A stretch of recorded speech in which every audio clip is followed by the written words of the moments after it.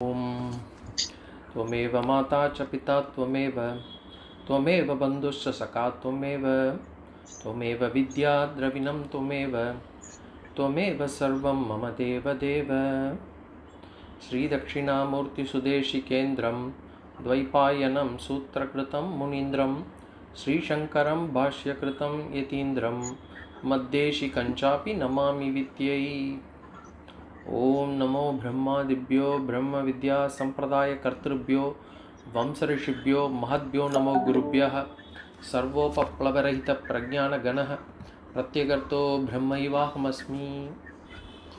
ओम प्रपन्न पारिजाताय तोत्रवेत्रैकपाणये ज्ञानमुद्राय कृष्णाय गीतामृतदुहे नमः। Pranams everyone. We are doing the first chapter, Sloka number 31.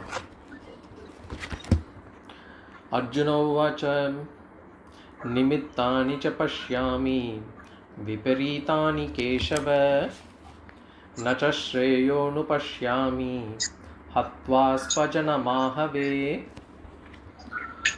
Nimittani cha pashyami viparitani keshava न च श्रेयोनुपश्यामि हत्वा स्वजनमाहवे. So Arjuna is in the state of sadness. He's been, the fact that once he saw Bhishma and Drona on the battlefield, his attachment came to the fore, and because of his attachment, the next emotion that hits Arjuna is sorrow. And sorrow is kind of, he doesn't say he is in a state of sorrow, but basically he basically explains how he is feeling right now. And he said, Sidanti mama gatrani mukam cha parishusyati veputascha sharire me roma harshascha jayate. My limbs are shaking, my mouth is drying up, my whole body is shivering. And the hairs are standing on its end.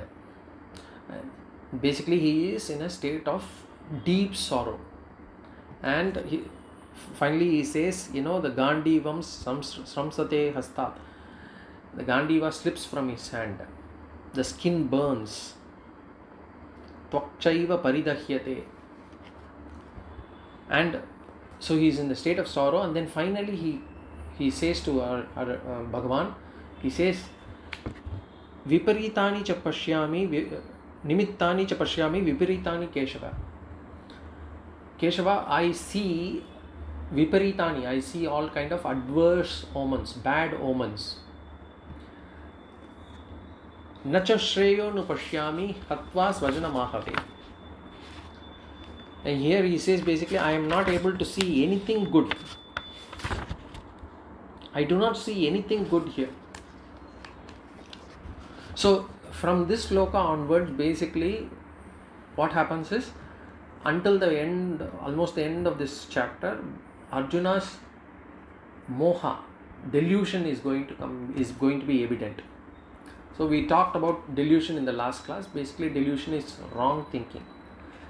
Raga's effect on the mind is Shoka. Ragas or the attachment's effect on the intellect is Moha. Moha means delusion. And when we say delusion, basically understanding what is good to be bad, understanding what is bad to be good, understanding what is right to be wrong, understanding what is wrong to be right. Basically the intellect, which should be, is it a problem in the audio? Is that only Venu who is having the problem? What about others? Yes, Balaji. Is there a problem with the audio? It's cracking a bit. Okay. I see. Yeah, even I am seeing broken voice in people. Okay. Okay, then let me know if this is better now. Maybe it's a problem with the Wi-Fi here again. Is it okay now? Yes. Okay, Yes, Shams. Now suddenly got better. Yeah, thanks. Sorry for that. no problem. So the raga's effect on the intellect is moha. And we say moha is basically, what we said is the inability to decide what is dharma and what is adharma. And this is very important. And once we are, and if somebody is in the state of moha, delusion, normally they are not able to even know that they are in the state of delusion. We will probably understand only after we get out of it. Because the intellect is clouded, we are not able to realize that even that we are in the state of moha. And now Arjuna's mind has reached that stage. Now Arjuna has started to understand what is actually adharma to be. Now he will start saying that to be dharma, and he will start justifying that too. Remember, when Arjuna came for this war, it was very clear that it was a dharma yuddha. But now this attachment has deluded his intellect. And basically what happens is, this intellect and the mind will have to cooperate. For us to do any work, the mind and the intellect will have to cooperate. Suppose if the mind says, okay, mind wants to do something and the intellect is not willing to do. Say the mind wants to do something which is bad, but the intellect is not willing to do. Or the mind wants something something which is probably not easy to do, and the intellect is, but the mind wants to do, the intellect is not willing to do. Then what happens is, the mind will convince the intellect and it will get to work together. And especially this happens when we want to do something which is probably, things that, certain activities that are kind of not legal, moral, in those kind of things, the intellect very well knows that these kind of things shouldn't be done, but the mind wants to do it. At that point of time, what happens is, the mind will convince the intellect and it will get the work done. And at that point of time, whether we would even know whether the mind has actually cheated the intellect, no, we wouldn't know. We will be fooled unless we are very aware of what our mind thinks and what our intellect is actually responding, how it is responding. So the mind will have its way, and we will not even know that mind had its way, because the mind will convince the intellect and it will start justifying why it needs to be done.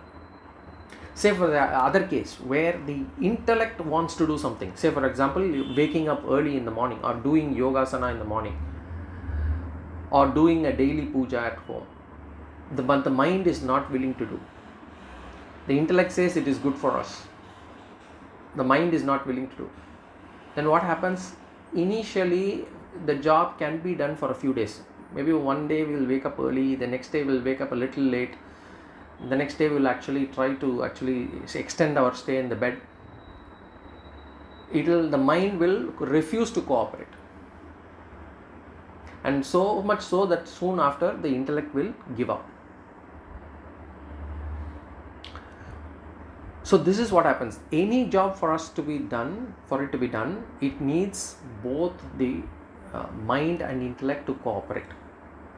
No job can be done with a conflicting mind and intellect. So wherever we have weaknesses, wherever we have attachment, in those places the mind would have convinced the intellect and fooled us.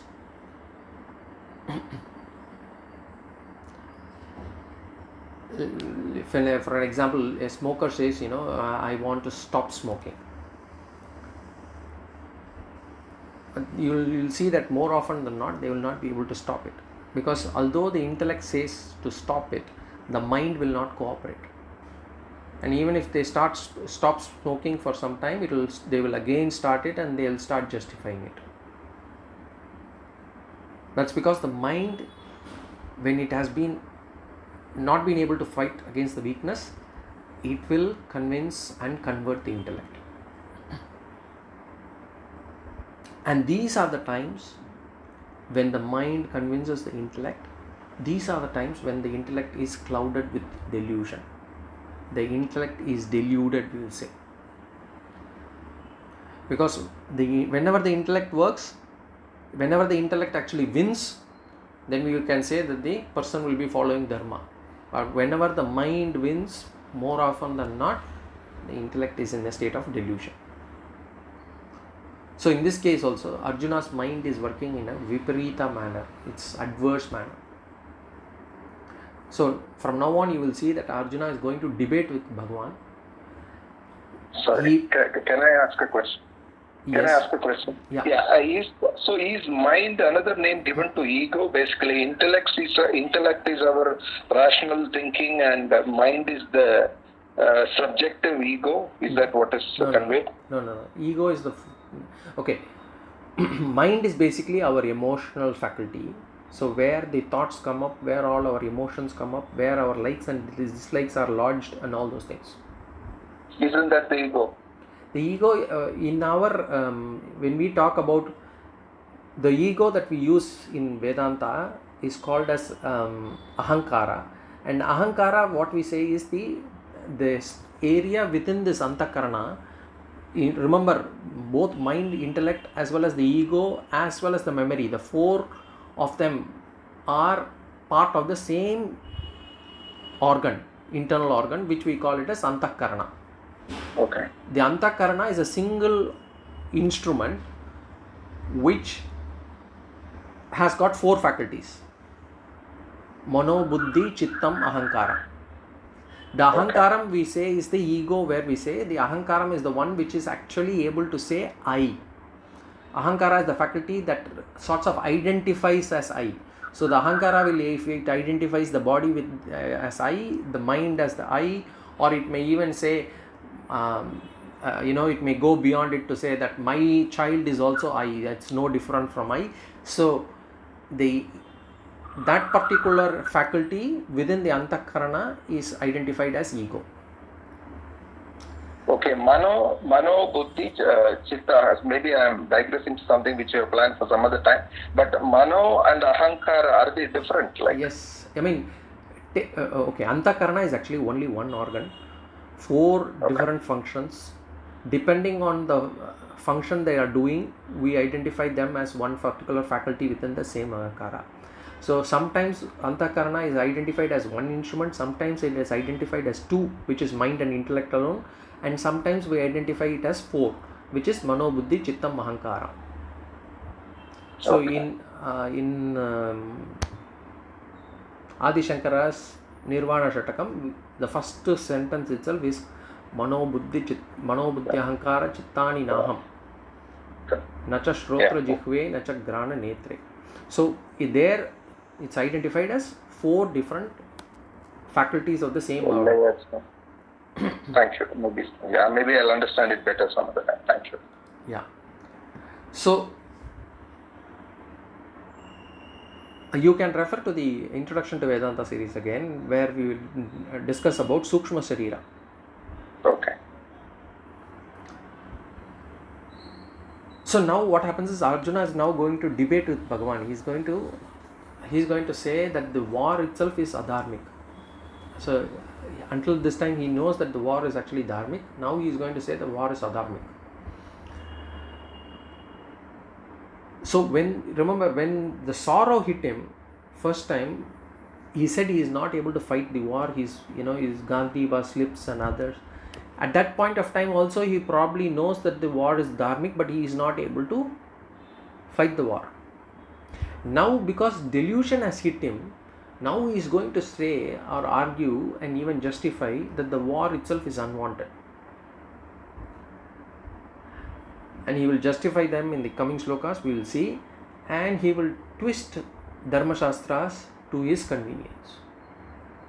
And that's why when somebody talks about Dharma Shastra, nobody talks Dharma Shastra for the sake of Dharma. We talk of it only when it is convenient to us.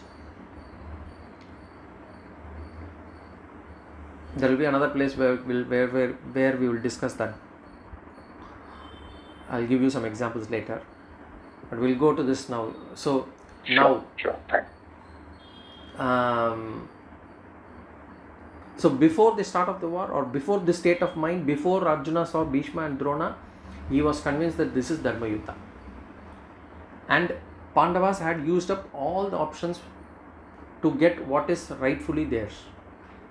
You remember, I mean, we had Sama, Dana, Beda, Danda, we say. So Sama is basically compromise. And how did they compromise? Bhagavan went as a peacemaker and he said, okay, let's have a compromise. You give half the kingdom. So that was refused by Duryodhana. Then the Dana approach was taken.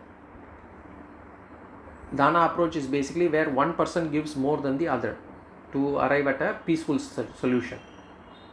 So in that case, what happened? Bhagavan basically said, okay, you can't give half the kingdom, doesn't matter. You just give 5 villages. Duryodhana refused. Bhagavan went one step further. He said, you just give 5 houses. And Duryodhana retorted. He basically insulted and he said he will not give even an inch of land. He refused that. Then the approach of Beda was taken, which is basically trying to weaken the opposition. So in this case, what happens? Karna's Kavacha Kundala was taken away. Kripa's bow was taken away. In spite of doing all these things also, Duryodhana did not budge. And he still wanted the war, which is the last option, Danda. So war is the last resort that the Pandavas have taken in terms of getting what is rightfully theirs. But in spite of that, Arjuna will be justifying that the war is adharmic.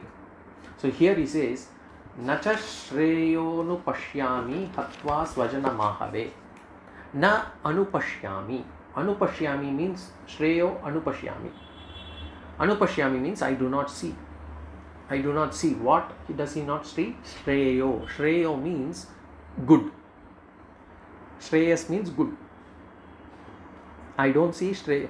I don't see any good, Krishna. Where? In doing what? Hatva swajanam. Hatva means killing. Swajanam means my people. I do not see any good killing my people. Now it becomes his people now, where ahave. Ahave means in this war. I do not see any good in killing my people in this war. That is the first statement. This is the first justification. This is the first, deluded statement that Arjuna makes. See, why he says Shreyas? Normally what happens is, in whatever we do can be split into two, Prayas and Shreyas. Prayas are things that we like to do. Shreyas are things that will get us punya, that we do it for good of others, for good of for the world. Selfless activities. Prayas is all selfish activities. So what we like to do, what we want to do for ourselves is all and comes under prayas. What we want to do for others, what we want to do for as paropakara or for doing something good for the others comes under shreyas. All selfless activities. So he says, and when we do shreyas, we get punya karma. So our punya account goes up. So Arjuna says basically, he does not see any punya out of this war. By killing people here, I am not going to get any punya. This is the first statement that Arjuna makes. And he is going to make further statements. So we will start Sloka number 32. By the way, is the audio better now? Yes, perfect. No problem.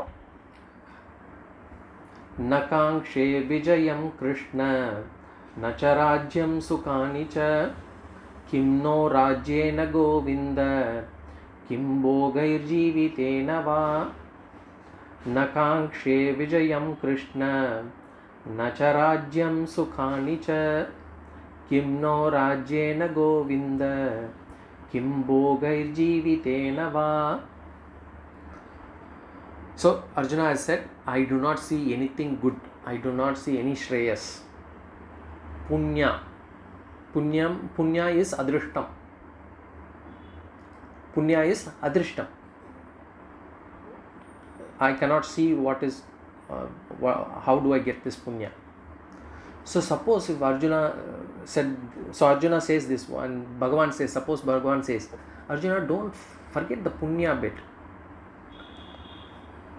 You fight this war, you win this war, you get victory, and along with the victory you get your kingdom back and your riches. So Arjuna is trying to preempt by actually answering for that also. So if Bhagavan brings that kind of a statement or that kind of an argument, so he is trying to preempt that. See, what happens is, whenever we have a weakness, we will see what others will try to bring as an argument as an argument. When we are having an issue with others, we have a weakness, we try to see what others will bring in as an argument, and even if they don't bring this up, we will try to imagine, we will prepare ourselves with a counter argument and justify them even before they bring it up, as if, so that they don't start that line of thought at all.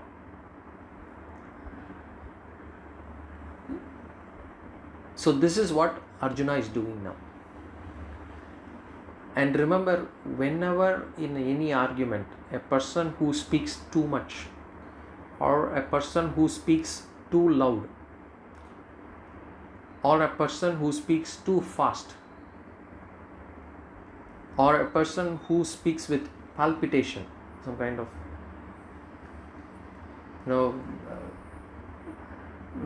fast with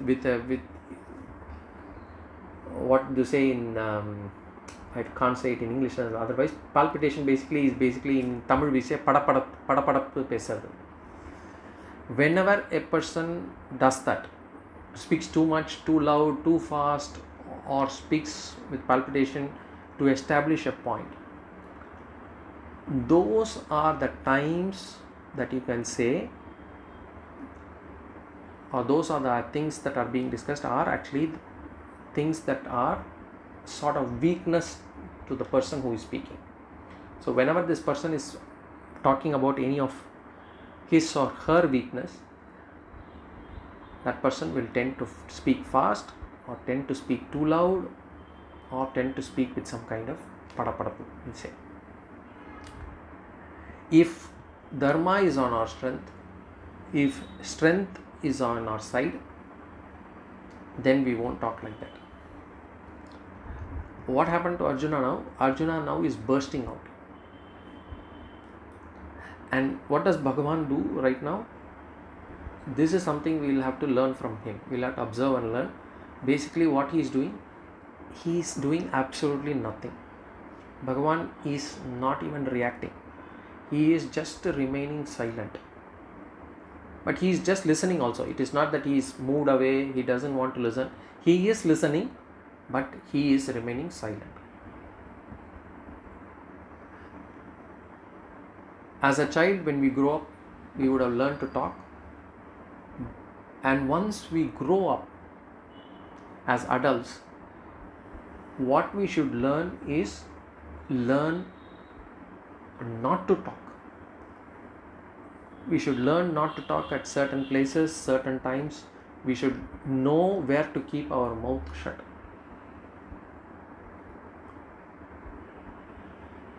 There will be many situations where if we just keep quiet, things would go smoothly. That phase would have gone past and we wouldn't have got into an argument, or there wouldn't be any fight, nothing would happen. But we wouldn't keep quiet, we will burst out. So we will have to unlearn things what we learned as a child. In child we would be asked to speak more and more, and as an adult we should know when not to speak, learn not to speak especially in certain situations. And here Bhagavan, the entire chapter 1, Bhagavan is not speaking a word. He is just listening to whatever Arjuna is basically ranting. Arjuna is going to rant a lot. He will just listen. And here Arjuna is saying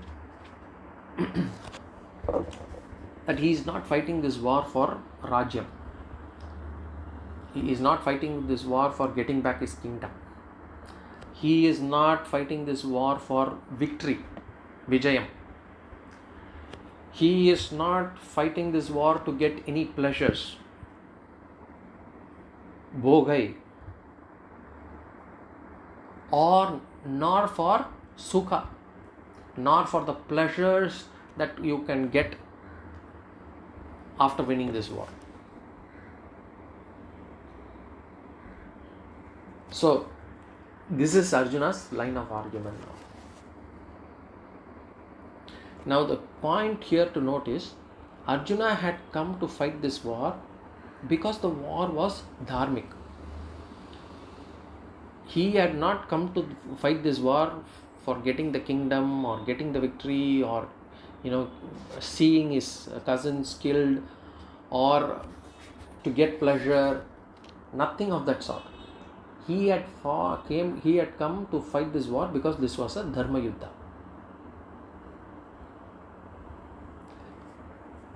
But now he is saying, I don't want to fight this war, I don't want the victory, I don't want the pleasures, as if he has come here for this purpose. This is what people try to actually change, as if they will try to change the line of argument. So Arjuna is doing the same. And when we talk about dharma, remember Arjuna, this is dharmic war. There are two types of dharma. We would have discussed this earlier. I'll again reiterate. Samanya dharma, Vishesha dharma. Samanya dharma, it does not change from person to person, place to place, time to time. It is all the same. For example, if you say speak the truth or don't steal from others, it is the same for everybody, whether you are, whatever be your ashrama, whatever be your varna, whatever be your gender, whatever be your age, it is the same. Whereas the Vishesha dharma, it changes from person to person, place to place, time to time. So which means a student's duty will be different from a householder's duty, which in turn will be different from a retired person's duty. So those are called Vishesha dharma. Dharma also changes from varna to varna, which means Kshatriyas will have a different dharma, Brahmanas will have a different dharma, Vaishyas and Shudras will have different dharmas. And what Shastra says is, if there is a conflict between Samanya dharma and Vishesha dharma, then the Vishesha dharma takes precedence. So Samanya dharma says ahimsa, do not hurt others. But Vishesha dharma for a Kshatriya is, you have to restore dharma, and even if that means killing your enemy, killing the person who is following adharma, so be it. So ahimsa is the Samanya dharma, whereas Yuddha, Dharma Yuddha is the Vishesha dharma for a Kshatriya. So when this gets in conflict, Vishesha dharma should take precedence. This is what Shastras say. Arjuna also knows this. But now Arjuna will argue for ahimsa. Argue as if, I am doing himsa which is wrong.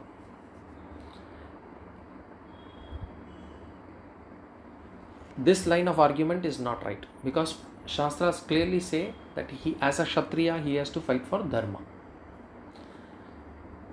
Either Arjuna forgets that or he on purpose does that, we don't know, but his mind is deluded, so we can say that he started thinking what is wrong as right and right as wrong. And Arjuna here argues that as if he has come for wealth and pleasure, and he says, I don't want it. So he puts this argument to Bhagavan, so that Bhagavan will say, Arjuna, yes, you are right, Arjuna. You shouldn't fight this war. Let us go back. Let us not fight this war. So this is what he wants Bhagavan to say. He doesn't want to say, don't want to fight the war and leave the war. He wants Bhagavan to agree to his position and advise him, so that he can actually go back and say, Bhagavan himself said to me not to fight the war, and so I was right. So he is saying, Nakankshe Vijayam Krishna, O Krishna, and he is calling Krishna out so that Bhagavan listens to him intently. So Krishna, Nakankshe Vijayam. Na, I do not. Kankshe means desire. I do not desire Vijayam. Vijayam means victory. I do not desire victory, Krishna. And what else he does not desire? Nacha Rajyam. Nacha Rajyam. Nor do I desire kingdom. What else? Sukhanicha. Nor pleasures that come out of sensory objects that I will get once I win this war. So he says, I don't want victory, because victory is important for a Kshatriya. They don't want to lose any battle. So Kshatriya's ego is such. In this case, ego, when we say, here we are saying about this, the colloquial language of ego here. The Kshatriya's ego here, is such that they wouldn't want to lose any battle. They want to always have victory. So that he says, I don't want victory. And he says, I don't want kingdom. I don't want pleasure. Further he says, Kim no rajyena Govinda, Kim bhogair jivitena va. Govinda, again he is again calling out Krishna. Krishna, please listen to me. And here he says Govinda. Govinda means one who protects cows. Gavaha Traite Govinda. So one who protects cows. In Vedantic parlance, if we take, Go refers to the Jivatma. So the one who protects the Jivatma is Bhagavan. So he says Govinda. Kim Rajena. Kim no Rajena. What? Naha means here for us. Kim no Rajena. What is the use of this kingdom for us? What is the use of the kingdom? Kim bhogaihi. What is the use of sense pleasures? What are the use of these sense pleasures? So it's basically, in Tamil we say virakti is almost going there. What is the use of this kingdom? What is the? We can also say, if it is really come deep, it is called as vairagya. But if it is appearing only superficially, it is called as what we say, it is not virakti, but it is actually a temporary blip. It's not a convincing emotion that we have. So Kim Bhogai, what is the use of sense pleasures? He doesn't stop there. His mind goes to the next level. He says, Kim Jivitena va. What is the use of life itself? So he's getting philosophical. What is the use of life? As I said, normally these kind of things are good to have. Whenever we say, what is the use of money? What is the use of this life? If somebody asks this question deeply, then it means that the vairagya has set in, or this is the onset of vairagya. But the problem is, we also ask these questions quite regularly in our life. We get this kind of vairagya. And when do we get this vairagya? When somebody dies in our home, We'll say how fleeting life is. You see how fleeting the world is. Everything is anityam. Everything is anityam. Everything is, he couldn't take anything with him. After all, life is only that much. And we talk about all these things until the cremation happens. Once back home, life is back to normal. We'll start asking what is going to be made for dinner. Can I have coffee?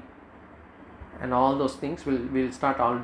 If somebody says there is no coffee available, why is it not available? We'll get angry for that. So this vairagya that we get regularly, which only lasts for a few minutes, is called as mashana vairagya. They will keep coming and going. Any kind of, or if we have some problem in a relationship, and we say, what is the use of relations? After all, they are not for me. We are come alone. We have to go alone. I can be without anybody. All these kind of things we'll say until we get attached ourselves to another relation. So these are all called as temporary vairagya. So Arjuna in this situation seems to be getting vairagya. Whether it is temporary or whether it is permanent, we don't know. But he seems to be getting vairagya. Maybe it is permanent for Arjuna, because after that he is not going to probably, once maybe he gives up all these things, if Bhagavan allows him to go back to, maybe he will go back to the forest. He would not think about this kingdom afterwards. Maybe he has got that vairagya deep set in his mind. We don't know. But looks like Arjuna's vairagya has set in. So in this sloka, we can see one side, we can see the weakness of Arjuna, where he tries to justify his actions. That is one side of Arjuna that we can see. But the same sloka, we can also look at a different angle and we can see change in Arjuna's mind. A Kshatriya who is always behind victories, who is always looking to get more kingdom, who is always looking to enjoy life have pleasures. Here is a person who has started questioning the value of victory, kingdom and pleasures. And not only that, he's asked the question, what is the purpose of this life, or Bhagavan Govinda, what is the purpose of this life? So this sloka, the Arjuna's vairagya is visible. Normally when we see in our life also, whenever we get into a sorrow, vairagya will set in.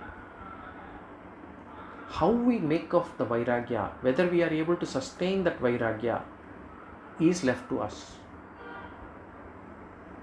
Normally what happens is, the moment the shoka goes away from our mind, the vairagya also goes away from our mind.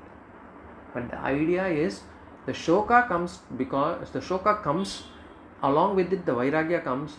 It is important for us to retain the vairagya and let the shoka go. But we allow both of it to go at the same time. Getting vairagya is very important. It is a necessary qualification for a shishya.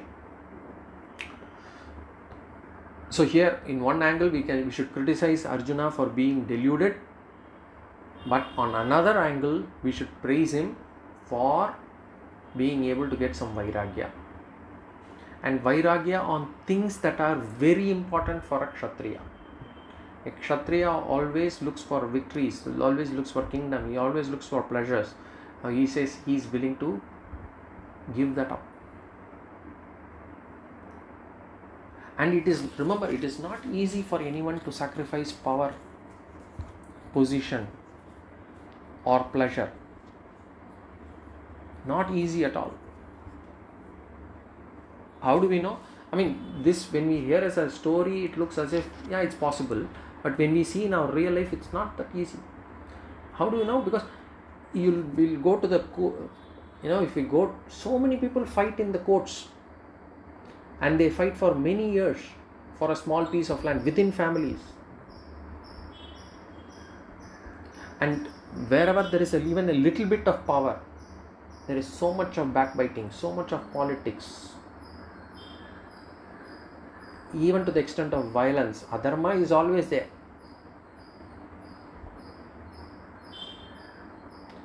So it's not easy to give up power, position or pleasure.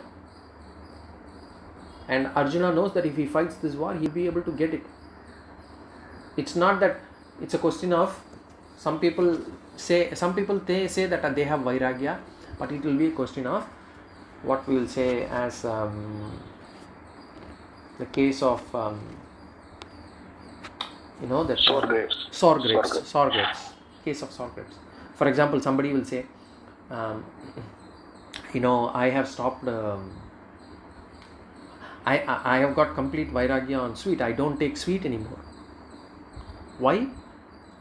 Because the sugar levels are high. The doctor has asked you not to take sweet. That is not vairagya. Of course, there is an element of vairagya there, because you have at least been able to have some willpower in not taking sweets, because the doctor has advised you not to take it. But real vairagya is when I don't have sugar, when the sweet is in front of me, I have to say, and the sweet is one of my favorite sweets, I have to say, it's okay, let the other person have it. I can be without this sweet. That is called as vairagya. So Arjuna seems to be getting vairagya here. What he could get it easily here, he doesn't want it.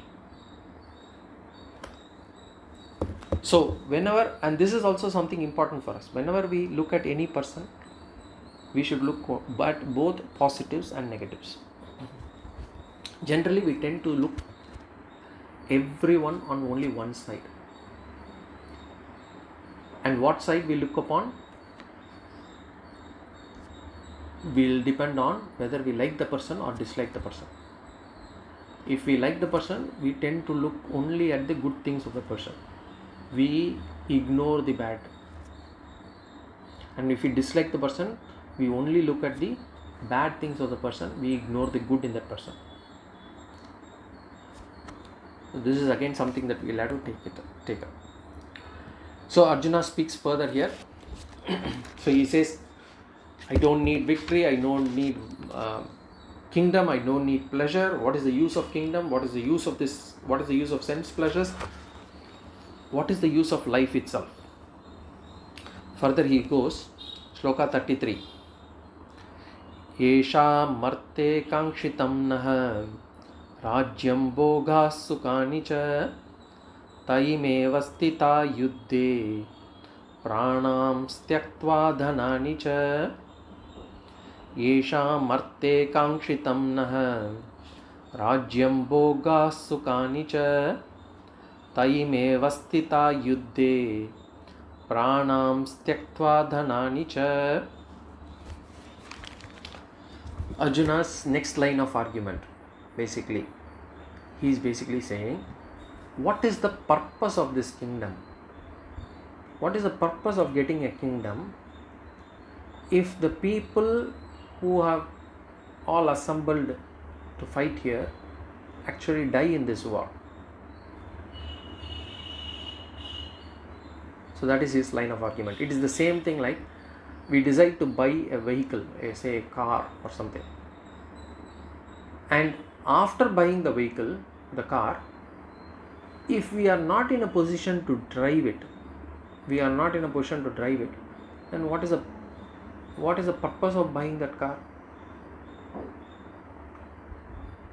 It will be just there as a showpiece. In the same way, Arjuna says this kingdom is worthless if all the people here are going to die. What is the purpose of having that kingdom? His argument is the purpose of getting any kingdom or pleasure is to basically enjoy them with my relations, my friends. Now, if my relations are going to die in this war, then what is the purpose of this war? And basically he is referring here to Bhishma and Drona.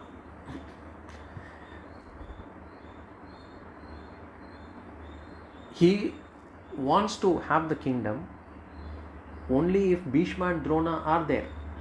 Bhishma and Drona are not there, he doesn't see anything in getting that kingdom.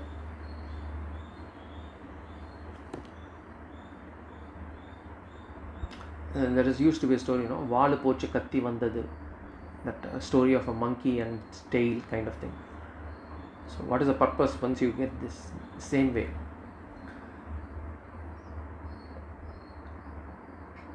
The very purpose of this Mahabharata war is fighting adharma.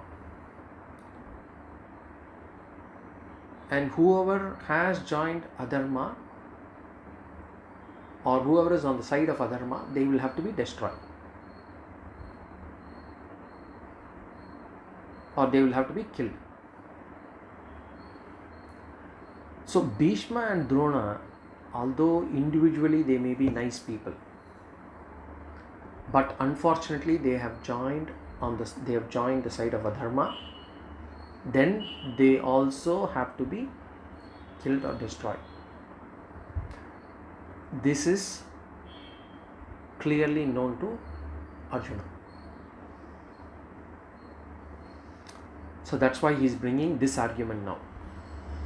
If they are going to be killed, what is the purpose of having this kingdom? So then remember, this is Arjuna's third statement. The third is deluded statement. The first statement was, I don't see any punya out of this war.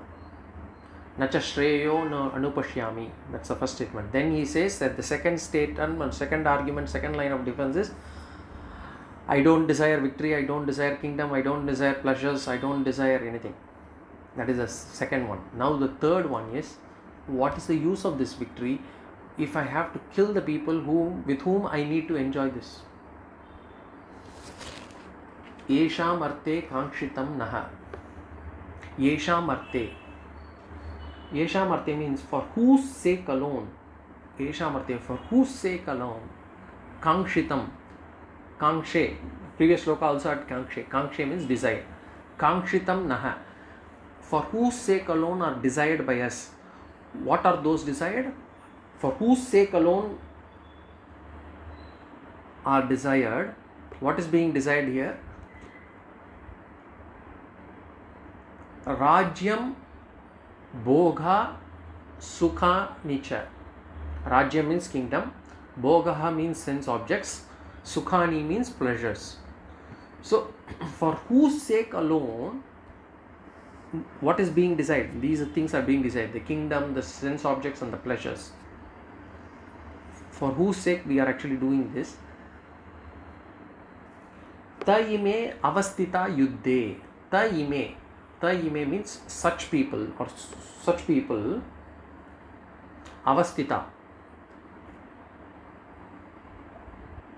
Avastita means are assembled. Yuddhe, in this war. Such people are assembled, have assembled in this war. So for whose sake alone we desire this kingdom, sense objects and pleasures, those such people have assembled in this war. And how are they assembled in this war?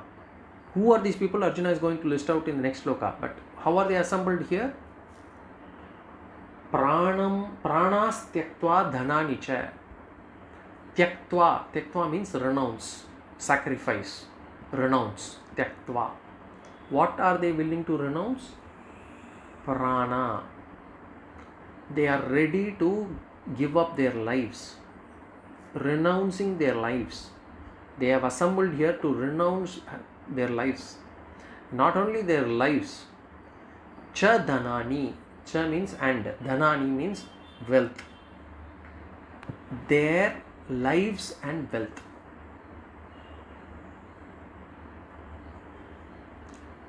Wealth here does not refer to only the material wealth.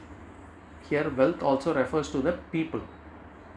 They are willing to renounce their own people. They are willing to basically, once they fight and get killed in this war, they are basically giving up their family. They are cutting away their family, they are renouncing their family as well. So that's what Arjuna means here. Chadanani.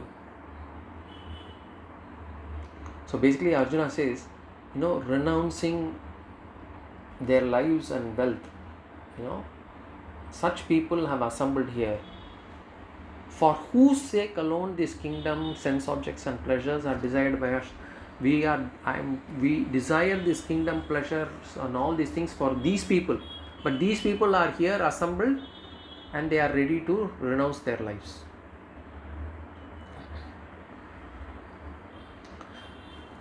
So who are these people?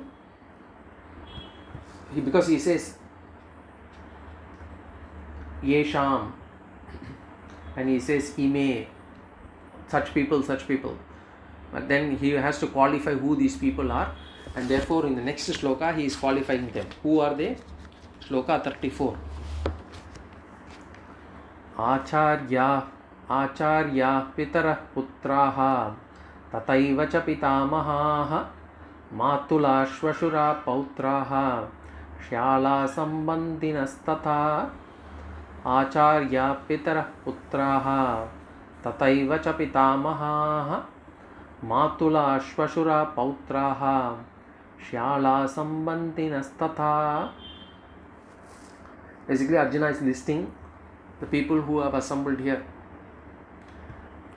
the people with whom the kingdom, the sense objects and the pleasures should be enjoyed. And he is basically questioning what is the use of this kingdom, sense objects and pleasures after killing them. And who is he listing? The first one that comes to his mind, you see, Acharyaha.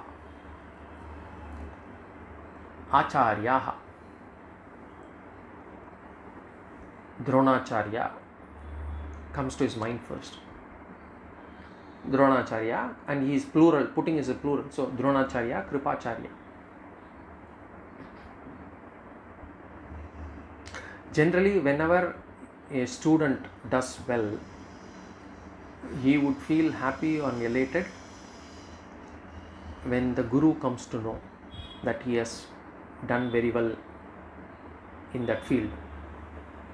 And in fact, the student would even want to offer or dedicate those victory to the teachers. And this is generally our culture. We always dedicate our everything to our Acharya, our gurus. We always say Sri Gurubhyo Namah, everything goes to our gurus only. So here Arjuna would have wanted to offer and dedicate the victory to his acharyas. But here what happens is, if in this war, even if he wins, or for him to even get victory, he would have to kill the same teachers who taught him to get this victory. So Arjuna is now, mind is totally disturbed now. So Acharyaha, he says. Then he says Pitaraha. Pitaraha means fathers.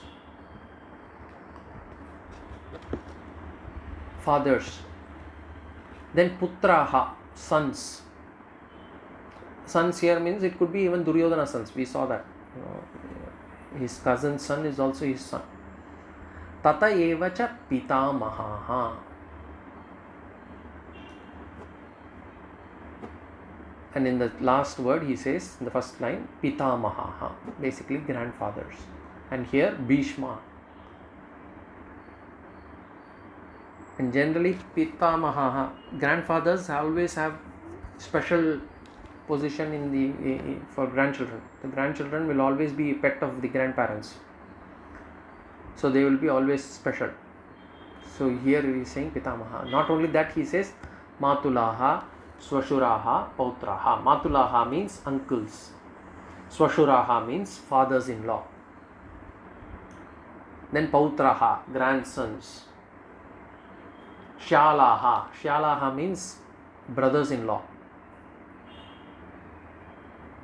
So he is basically saying these are the people with whom we should actually, when after getting a kingdom there is a celebration or there is a event in the family, I will have to invite all these people and we will have to celebrate together.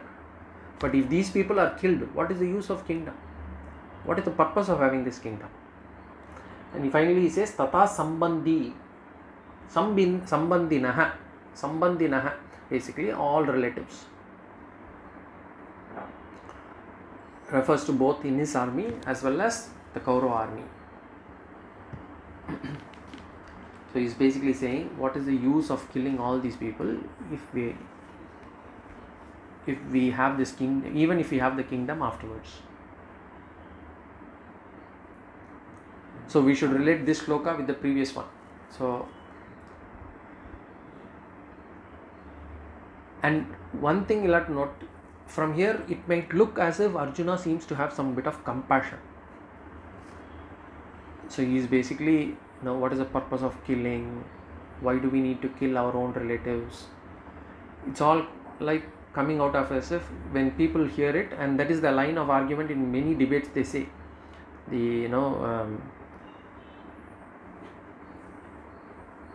this is actually a violent war. No, it's not a violent war.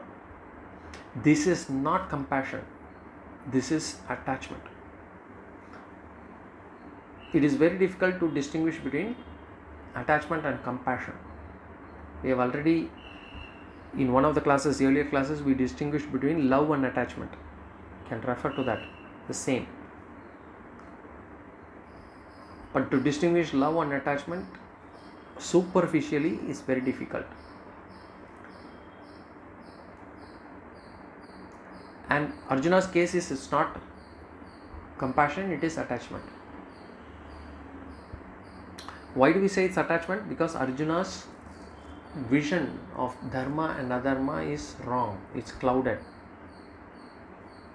A compassionate person, the compassions, the way that the emotion works is, when you have compassion, how much ever you have compassion, you will not still violate dharma. If it is wrong, it is wrong. You will be compassionate to the person, but you will not violate dharma. That is how you can say, how you can define compassion, or how compassion distinguishes itself from, or differentiates itself from attachment. Whereas if there is attachment, we will not hesitate to violate dharma, or in fact we can even easily go to following adharma because we are so attached. So that is the difference. Next sloka basically is coming with another argument. He's keeping on ranting, and Arjuna will keep saying things, Krishna will keep listening. We'll discuss more on the next class. Any questions or comments? Okay, if not, we will see again in the next class. Om Purnamada Purnamidham Purnat Purnamudachyate Purnasya Purnamadaya Purnameva Vashishyate. Om Shanti Shanti Shanti. Hari Om Shri Gurubhyo Namaha. Hari Om.